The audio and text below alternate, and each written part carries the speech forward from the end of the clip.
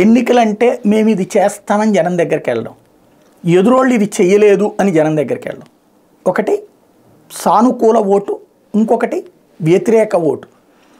ఇప్పుడు సానుకూల ఓట్లు పని అయిపోయింది, ఇప్పుడు వ్యతిరేక ఓట్లు కావాలి. జగన్ని ఓడించాలి అంటే సంక్షేమ పథకాలు జగన్ కంటే ఎక్కువ ఇస్తారంటే బాబుని గబక్కని నమ్మరు. ఎందుకంటే బాబు ఇంతకుముందు చేసిన సంక్షేమం అతి పరిమితం, చేయలేదని చెప్పాను, అతి పరిమితం. అదే జగన్మోహన్ రెడ్డి భారీగా సంక్షేమానికి వేల రూపాయలు డబ్బులు చేతులకి ఇవ్వటం అన్నటువంటి జరిగిపోయింది. కాబట్టి ఇక్కడ బాబుతో పోల్చుకుంటే సంక్షేమం రాజశేఖర రెడ్డిని నమ్ముతారు, ఫీజు రియంబర్స్మెంట్, ఆరోగ్యశ్రీ లాంటివి.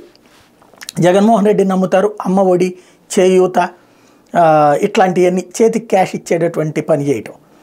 అలాగే పరిపాలన పరంగా చూస్తే పరిపాలన నాదే అద్భుతమని చంద్రబాబు ఇదివరకు చెప్తే బాగుండేది. ఎందుకంటే కాంగ్రెస్ పరిపాలన అప్పుడు వాళ్ళంతా గందరగోళంగా ఉంటుంటారు కాబట్టి తెలుగుదేశం వాళ్ళు అయితే పర్ఫెక్ట్గా బాధ్యతాయుతంగా పనిచేస్తానుండేది. కానీ జగన్ వచ్చాక పరిపాలన ఇంటి దగ్గరికి తీసుకొచ్చేసాడు. అసలు ఏ ఆఫీస్ దగ్గరికి వెళ్లకుండా వాలంటీర్ మన ఇంటి దగ్గరకు వచ్చి పనిచేసేటటువంటి ప్రక్రియ చేసేసాడు. కాబట్టి ఇక అక్కడ పాలనకు సంబంధించినటువంటి సమస్య లేదు. ఈ రెండు ఎప్పుడైతే మారిపోయినాయో ఒక్కసారి షాకింగ్ పరిణామం అని చెప్పాలి.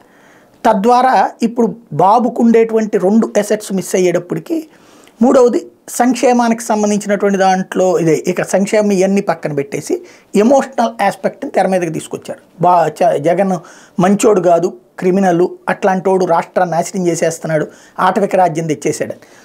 ఇది ఇప్పుడు దానికి సాక్ష్యంగా వివేకా కేసుని తెర మీదకి తీసుకుని వస్తున్నారు. గత 2-3 రోజుల నుంచి కూడా తెలుగుదేశం ఒక వ్యూహాత్మకంగా వ్యవహరిస్తుంది. చంద్రబాబు బహిరంగ సభలో మాట్లాడటం, ఈనాడు, ఆంధ్రజ్యోతి అదే హైలైట్ చేస్తున్న వివేకా కేసు. అంటే వివేకా కేసునే రేపటి ఎన్నికలకి ప్రధాన అస్త్రం, అంటే ఒక ఎమోషన్ అస్త్రం కింద జగన్ రాక్షసుడని చూపించేటటువంటి ప్రయత్నంలో భాగంగా తీసుకొస్తున్నారు. అందుకే సాక్షి కూడా రోజు పుంకాను కథనాలు, వివేకా కుటుంబమే దాని వెనకాల ఉన్నది. కారణం ఏంటంటే అతను రెండో పెళ్లి చేసుకోవడం, ఆ రెండో పెళ్లి మూలంగా ఆస్తి అంతా రెండో భార్యకి, కొడుక్కి రాస్తున్నాడు కాబట్టి అందుకని చంపడానికి చంపించారు అన్నటువంటిది, సునీతను నర్రెడ్డే చేయించారు అన్నటువంటి కోణంలో ప్రొజెక్ట్ చేసే పని సాక్షి చేసుకొస్తుంది.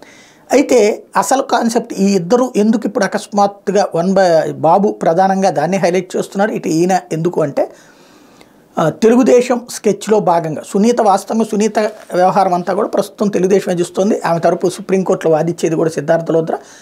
జగన్ని దెబ్బ కొట్టడానికి గత 4 ఏళ్ల నుంచి సునీతతో టచ్లో ఉంటున్న తెలుగుదేశం పార్టీ, తద్వారా ఆమెకు సంబంధించి జగన్ మీదకి ఏ విధంగా దెబ్బ కొట్టాలో సునీత చేత చేయించుకుంటూ వచ్చింది. అందులో భాగమే మొన్న ఢిల్లీలో కాన్స్టిట్యూషనల్ క్లబ్లో ప్రెస్ మీటు. ఇప్పుడు నెక్స్ట్ స్టెప్కి వెళ్ళింది. రేపో మాపో సౌభాగ్యమ్మని కడప ఎంపీ క్యాండిడేట్గా ప్రకటించే అవకాశం ఉంది. వైఎస్ సౌభాగ్యమ్మ వివేక భార్య అని ఎంపీ క్యాండిడేట్గా మాస్టర్ స్ట్రోక్ ఇవ్వడానికి తెలుగుదేశం సిద్ధపడుతోంది. ఎందుకంటే మహిళల సెంటిమెంట్ని రేకెత్తించడం, వివేకాన్ని మర్డర్ చేయించారు కాబట్టి అది అవినాష్ రెడ్డి మీదన వివేక భార్య పోటీ చేయబోతూ ఉండటం అన్నటువంటిది ఇక్కడ కీలకం.